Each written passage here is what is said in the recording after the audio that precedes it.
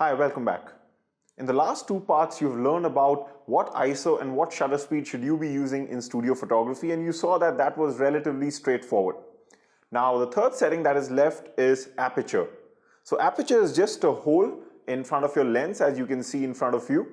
And this hole can open and close depending upon the f-stop number that we use. So like you can see in the image in front of you, if you use a higher f-stop number or a bigger f-stop number, this hole closes, and if you're using a small f-stop number, this hole opens up. So it's an inverse relationship between the f-stop number and the opening of this aperture hole.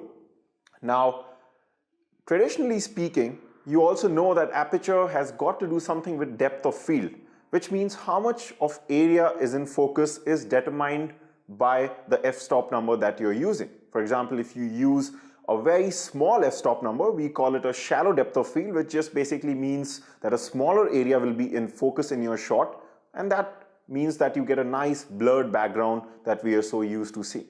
And the opposite is the case. If you use a bigger f-stop number, the depth of field becomes bigger and everything is in focus, just like in a landscape shot. Now, in studio photography, depth of field is not really that important. That's because you usually, in most of the cases, you want the entire face of the person to be in focus. So we'll definitely be using a slightly higher f-stop number, though of course there are shots where you also want to generate a shallow depth of field. Let's say you want to focus on the eye and you want the person's hair to just go slightly blurred. In that case, you will be using a shallow depth of field or a small f-stop number, but that is something I'll be discussing slightly later on in this video because it has its own challenges. Now the question is, what f-stop number should you actually be using when you're doing studio photography? Well, unlike ISO and shutter speed, where we saw that there were some exact values that we can just dial in the camera and move forward, aperture is not so straightforward because there is no one correct answer. But if you were to talk in technically correct terms, then what you should be using to get the correct aperture is a device called as a light meter, which is used very often in studio photography. Now, how the light meter works is, let me just demonstrate this with the help of this plastic spoon, because I don't have a light meter myself and I'll be telling you not to buy one because it's really not needed, but it's something that you should just be aware of in case you do decide to invest in a light meter in the future. So how the light meter actually works is that it's a device that you're supposed to place on that part of your subject, or suppose if I'm shooting a person, I'll just ask the person to hold it on that part of their face where the light is coming from. So in this case, you can see that the strobe is hitting from this left side, on the left side of this mannequin's face. So this is where the light meter is kept. And how everything works is that the light meter will tell you to input the settings that you're using, shutter speed and ISO. So you enter the shutter speed and ISO that you're using for that shot. For example, let's say if you're using 1/200 shutter speed and ISO 100, then we will enter that in the light meter. We will ask our subject to hold it at the angle at which the light is hitting, and then we'll fire the strobe. So how the light meter works is, it will calculate the strength of the light coming from the strobe, and the answer that you will get when you take the shot will be in terms of the f-stop number. So it will tell you exactly what f-stop number should you be using according to the strength of the light and the settings that you're using, shutter speed and ISO. What should be the correct f-stop number that will give you the correct exposure when you're taking a shot. But like I said, I would recommend as a beginner, especially for a budget studio, light meters can be a bit expensive, so there's no need to buy light meters as a beginner. So the question is, how do we actually determine the correct f-stop number that you're using? So what you can do is, in order to save a lot of money and not buy the light meter, what you can do is just follow a trial and error process and just start off with an f-stop number which is moderately high, not too less, not too high. For example, I like to use f8 to start off things. And then what you can do is, like I'll be showing you in an exercise which will follow right now, is that you take a shot at f8 and then you see whether you like the exposure that you're getting in your image or not. For example, let's say I take a shot at f8 and I find that I want the image to be slightly more bright. Then in that case, I can reduce my f-stop number because that will open up the aperture hole. So let's say I can go from f8 to f5.6 and that will just brighten up my image. Why? Because we already know how the exposure is formed in studio photography is when the light hits the subject, the flashlight from the strobe, and it goes back in the camera. So if your aperture hole is narrow, if it's not open enough, this will affect the flash exposure because not enough light of this flash is allowed to enter the camera. So if you were to open up the f-stop number or open up the hole by reducing the f-stop number, more amount of light will come in, therefore your image will start to get brightened up. And if you were to, let's say if I took this shot at f8 and I found that it's coming too bright, then I can go from f8 to f11, let's say. That means I'm closing down the hole and thereby restricting the amount of flashlight that is coming in the camera. Thereby my image, the next shot that I'll take at f11 will be slightly darker. So that's one good way of controlling the exposure of your shot by doing this trial and error using the f-stop number. We already have seen in the previous video that another way of doing this is to go behind the strobe and change the output power, right? So you have these two options available. If you follow the f-stop approach, it just sometimes makes your life easier because you don't have to always walk over to the strobe to change the power of this light. Now, if you're getting slightly confused, don't worry. Let me show you all this with the help of an exercise by going into the screen of the camera and actually taking two, three shots at different f-stop numbers so that you'll understand this process in a better way. So I'll see you there. Alright, so let's do this test for Aperture. You can see that I have the other settings as we had discussed before. So my shutter speed is at 1/200, my ISO is set on 100, and as I told you, I like to start with f8. Now my strobe is positioned on the right side of this mannequin just like you've been seeing before, and let's start. So I'm going to just take the first shot. You can see my transmitter is on, so my strobe is connected.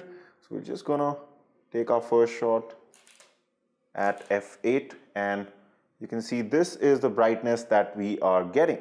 So like I told you, you'll have to do a bit of trial and error. Now some people might like this, some people may not like this.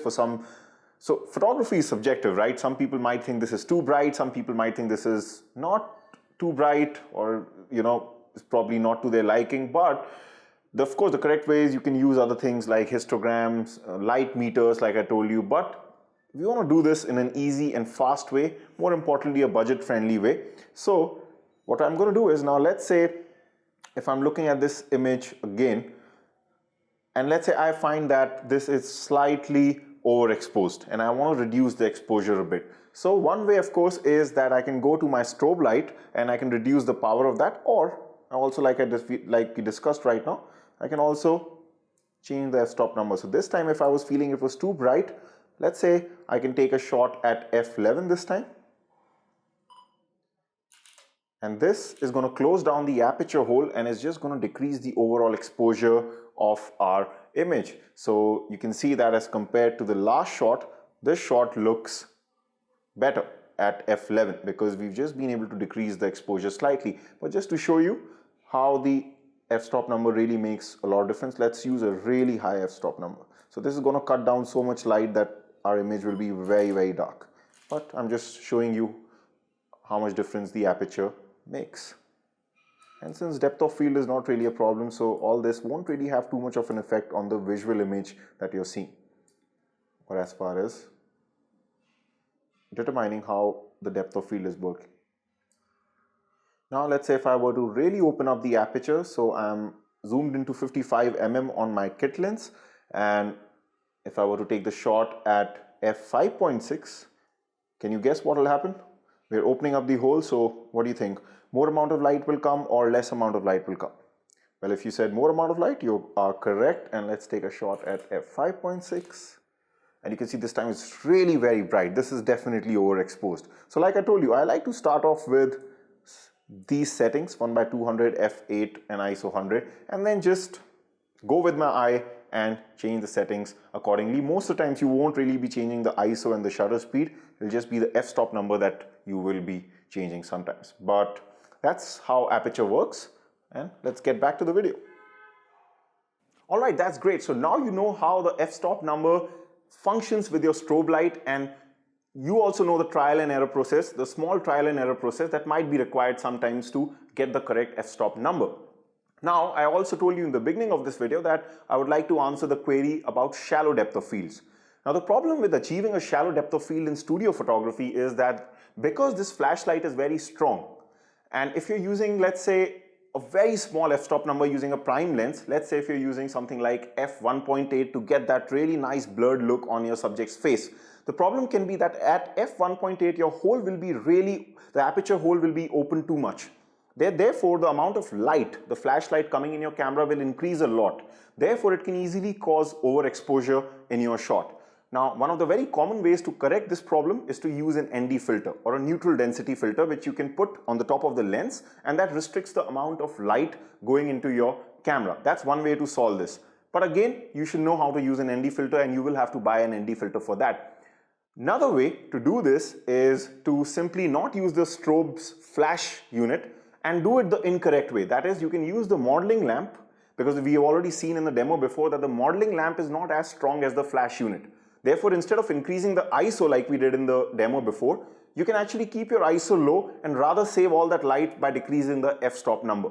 So if you want to achieve shallow depth of field, do not use the flash unit. You can just use the modeling lamp, and that will allow you, because that will just be like shooting in natural light, in slightly more stronger light. So that's another way of doing it. Otherwise, the third way is to use lights which have high speed sync functions, where you can cut down the light by going past your sync speed. So you don't have to stay restricted to your sync speed. But again, this all is slightly out of the scope for this particular course, because this is a beginner's course and not everyone will have access to flashes or strobes that allow the high speed sync feature. So initially, when you're starting out, my suggestion to you would be, don't immediately start shooting with shallow depth of fields. That is a concept that you will gradually develop upon slowly. Right now, shoot with moderately high f-stop numbers till you get used to doing studio photography. Then you'll be easily able to cut down light later on by using those different methods that we just discussed, because you start to understand things in a much better way. Right, so these are all three settings covered now. You know what ISO to use, you know what shutter speed to use, and you know what aperture to use. So I'll mostly be using these three settings: ISO 100, shutter speed 1/200, and aperture f8 to start off things. And then we'll be proceeding from there. So I'll see you in the next video. Bye for now.